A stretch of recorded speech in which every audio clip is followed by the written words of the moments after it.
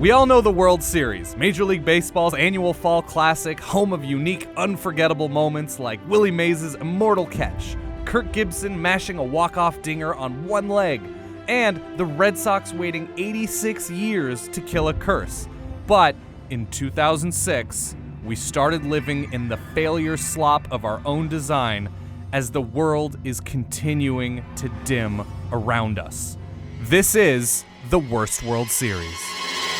Saturday, October 21st, the year of our Lord 2006, Comerica Park, Detroit, Michigan. Game 1 of the World Series between the Detroit Tigers and St. Louis Cardinals. Two classic franchises meeting in a changing, unfamiliar world.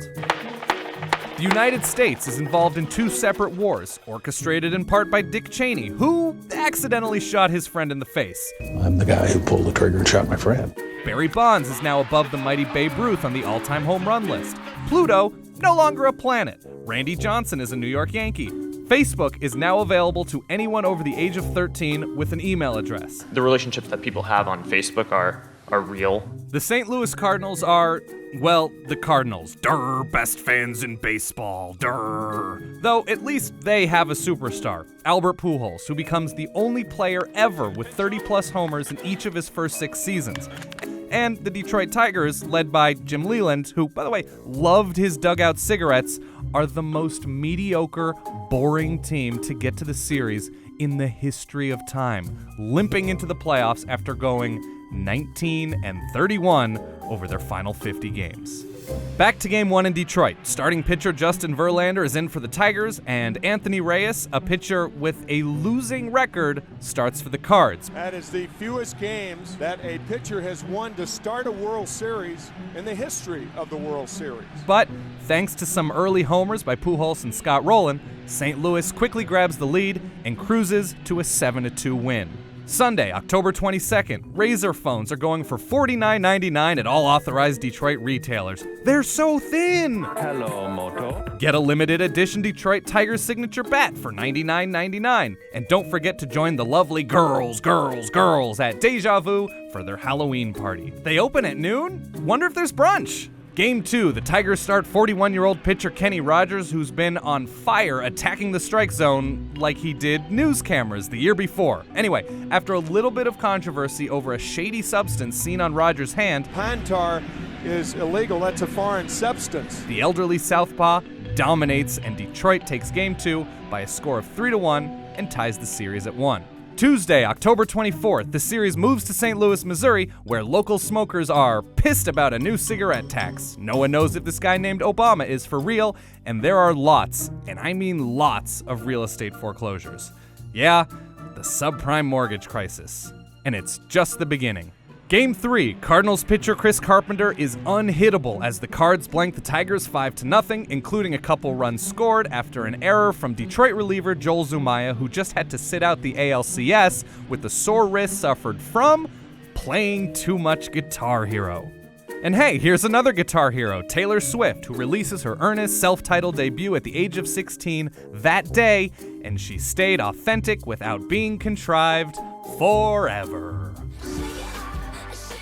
Wednesday, October 25th. It's an all-around shitty day in St. Louis, even more so than usual. Rain and more rain. So we will push this all back one day. So now what are you going to do with your life instead of watching a completely forgettable World Series game? Well, on ABC we have Lost, where Sawyer finds out there are actually 2 islands. What? And you get some reruns of Home Improvement, Laguna Beach, and Sex and the City. Hey, you know what? Those are not bad options. Thursday, October 26th, Game 4. Sean Casey, who's been on the Tigers for like 3 days, remains their hottest bat and helps Detroit jump ahead early. But clinging to a 1-run lead, reliever Fernando Rodney's fielding struggles cost them dearly. On the other side, Tony La Russa gives the ball, because of injury, to emergency closer and rookie Adam Wainwright to get him a 5-out save. He promptly blows it when a double scores Pudge Rodriguez? Though he still gets the win when 5'6", gritty, gym rat, possession receiver shortstop David Eckstein's third double of the game drives in what turns out to be the game-winning run. St. Louis's 5-4 win gets them to the doorstep of a title. Friday, October 27th. With last night's win, all signs point to a series that just needs to die. Coincidentally, endless advertisements are run in all of St. Louis's papers for overpriced, crappy memorabilia for swept-up Cardinals fans to buy, a sure sign this nightmare of a World Series is about to end.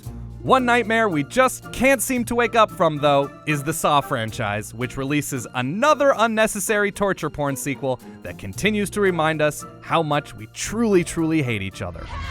Game 5, Verlander back on the hill for another go-round. He pitches fine, but yet another error contributes to 2 Cardinal runs. For those keeping score, that's an error by a Tigers pitcher in every single game of this series. And with Jeff Weaver throwing his best game of the season, the Cardinals ride his right arm to a 4-2 win and their first championship in 24 years. Oh, and this is fun.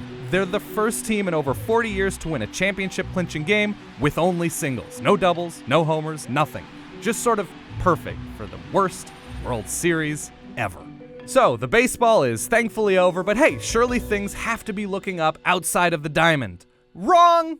4 days after the series wraps, beloved Price is Right host Bob Barker announces his impending retirement. I love you. Britney Spears files for divorce from backup dancing icon Kevin Federline. People continue to lose their homes, starting a chain of events that would eventually develop into a full-blown market meltdown. And worst of all, Borat was released, and your lamest friends have been saying "my wife" ever since. Listen, I'm sure if you're from St. Louis or Detroit, this World Series mattered. But really, it didn't. Some things can't be legendary, because if everything is great, then how would we know when we see actual greatness? Don't feel bad if you're mediocre. Because of you, we all have the chance to be awesome. Hey everybody, thank you for watching The Worst. St. Louis, Detroit. Sorry we had to shit all over you this episode, but sometimes it happens on this show. If you have an idea of the worst that you'd like to see, just put them down in the comments. Maybe we'll make an episode of it. And remember, subscribe.